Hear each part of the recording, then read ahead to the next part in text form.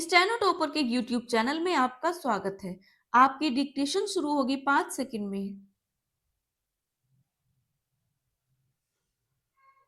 महोदय, माननीय न्यायालय के समक्ष प्रस्तुत इस वाद में वादी ने यह आरोप लगाया है कि विद्युत वितरण निगम द्वारा बिना पर्याप्त आधार के उस पर विद्युत चोरी का आरोप लगाया गया तथा अत्यधिक राशि का बिल जारी कर दिया गया। वादी का कहना है कि वह कई वर्षों से नियमित रूप से बिजली का उपयोग कर रहा है तथा समय-समय पर सभी बिलों का भुगतान करता आया है। उसके परिसर में लगे विद्युत मीटर में किसी प्रकार की छेड़छाड़ नहीं की गई थी। इसके बावजूद विभागीय अधिकारियों ने निरीक्षण के दौरान अनियमितता बताते हुए पंचनामा तैयार किया और भारी जुर्माना लगाते हुए संशोधित बिल जारी कर दिया। प्रतिवादी विद्युत निगम की ओर से न्यायालय को बताया गया कि निरीक्षण दल ने विधिवत जांच की थी।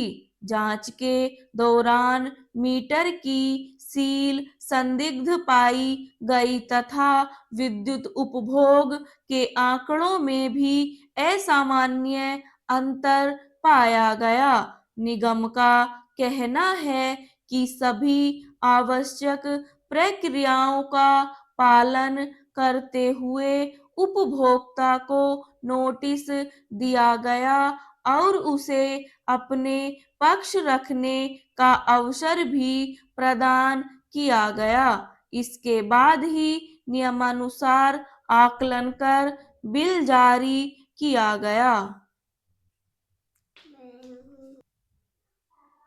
वादी के अधिवक्ता ने न्यायालय के समक्ष तर्क दिया कि निरीक्षण के समय स्वतंत्र गवाह उपस्थित नहीं थे तथा निरीक्षण रिपोर्ट पर उपभोक्ता के हस्ताक्षर भी नहीं लिए गए।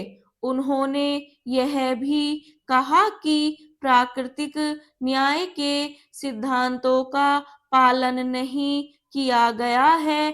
संदेह के आधार पर किसी उपभोक्ता को दोषी नहीं ठहराया जा सकता है। दोनों पक्षों की दलीलें सुनने के बाद न्यायालय ने संबंधित दस्तावेजों, निरीक्षण रिपोर्ट, मीटर परीक्षण रिपोर्ट तथा प्रस्तुत साक्ष्यों का अवलोकन किया। न्यायालय ने कहा कि किसी भी उपभोक्ता पर विद्युत चोरी का आरोप लगाने से पहले पर्याप्त एवं विश्वसनीय साक्ष्य होना आवश्यक है। साथ ही विभाग को यह भी सुनिश्चित करना चाहिए कि जांच पूरी तरह निष्पक्ष एवं नियमों के अनुरूप हो।